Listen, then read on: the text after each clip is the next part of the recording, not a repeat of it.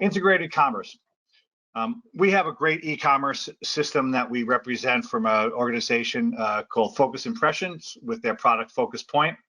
But beyond B2B and B2C e-commerce, really distributors need to integrate with their trading partners.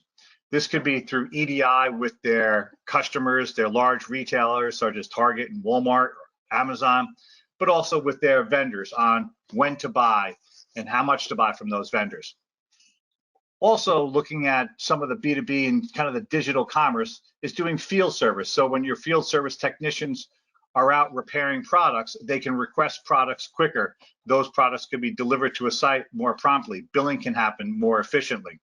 And finally, the mobile commerce for sales representatives to take orders, to get status of deliveries, information related to their customers in a real-time fashion.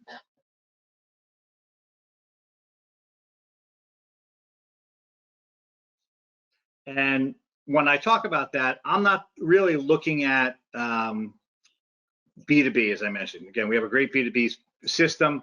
I'm really looking at integrated to other people's systems through web services, XML, or other technologies. And what we have is we have embedded an EDI program inside of Business One.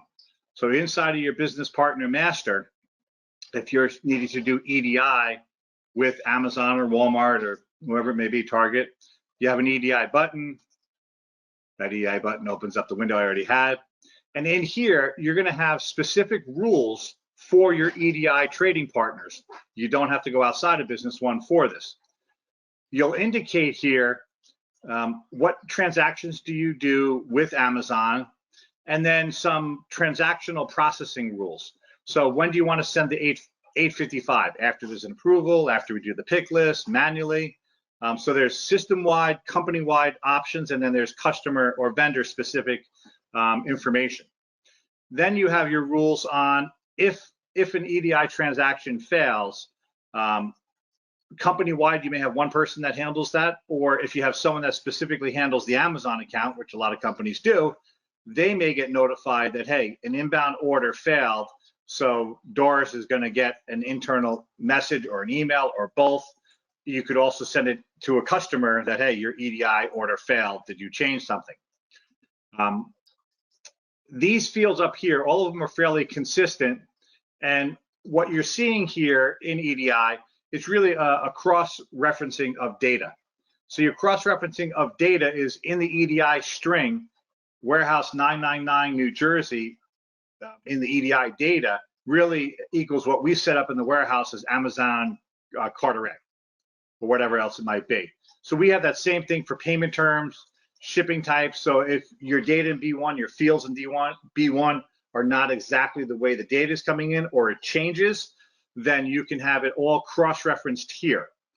You don't see items here because we use the business partner master items in standard SAP. Finally, in here, again, to improve customer service, to make things more efficient in the warehouse, you have something that looks very ordinary, which is actually very extraordinary, and it provides a lot of functionality, is the capability for EDI transactions from Amazon to have rules at the header or transaction level or at the line level.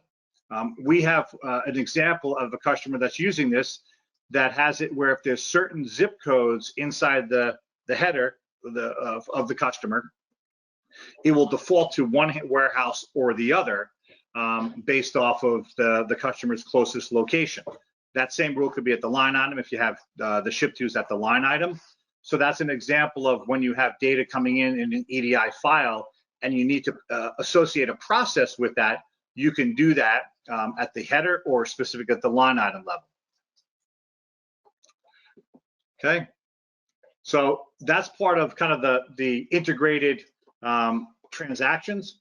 When you look at what we have for the 3PL, it's really the same concepts, but you're not using EDI. The 3PL system is traditionally XML technology, and it's used instead of EDI. So a lot of times warehouses have lower technology. They're not big on EDI, let's say. We can integrate to warehouses, public warehouses. A lot of times they're also other outside manufacturers that are doing processes. The same mapping that we have in place. And then there's different ways you could bring in transactions. So behind the scenes, there's a scheduler that runs that you could do transactions that come into Business One. So if we have in, let's say, all of the sales orders that have kind of been, we want to find out what's been shipped and so forth, we can do a manual search and bring them in. I'm not sure if there's any in here. And they can come in manually, or we can run a routine behind the scenes and they'll enter in as sales orders inside of Business One. So you have an import and an export routine to the warehouses for basically all of your sales transactions, your purchasing, your inventory transactions, and we always provide you a user log on what has happened. Okay. Lastly, when we talk about integrated commerce and integrated supply chain, as I've discussed, we integrate to dozens of different shipping carriers. They're all done through web services. So again, the UPS, the FedEx, the Postal Service.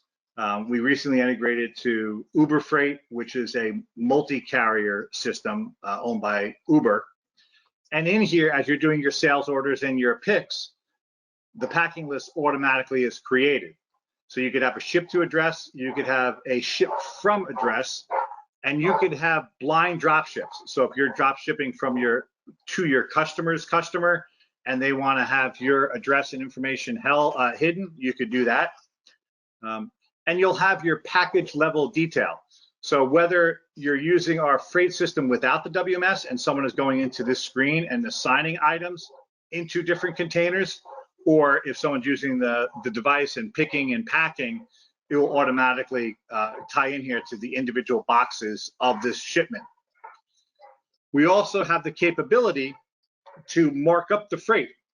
So in this one, we have different scenarios that you could set up. So you're making some money on freight if you'd like to, and you could have it where it's a shipment cost plus a percentage, or plus a minimum charge of $1 per box, however scenario you may have.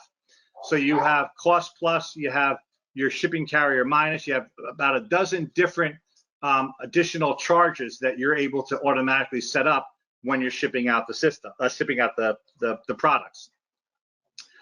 When it goes through the whole process, before when I was talking about how things will work and how things are automated, once we do the pick and the pack, you could have the system automatically, once you do the shipping, and if you have some defaults set up, automatically generate the invoice after we've gone through this process. So there's no additional confirmation that's needed. We'll automatically create in here what's been picked, packed, and shipped, turned into an invoice with time and date stamp done across the board. Excuse me.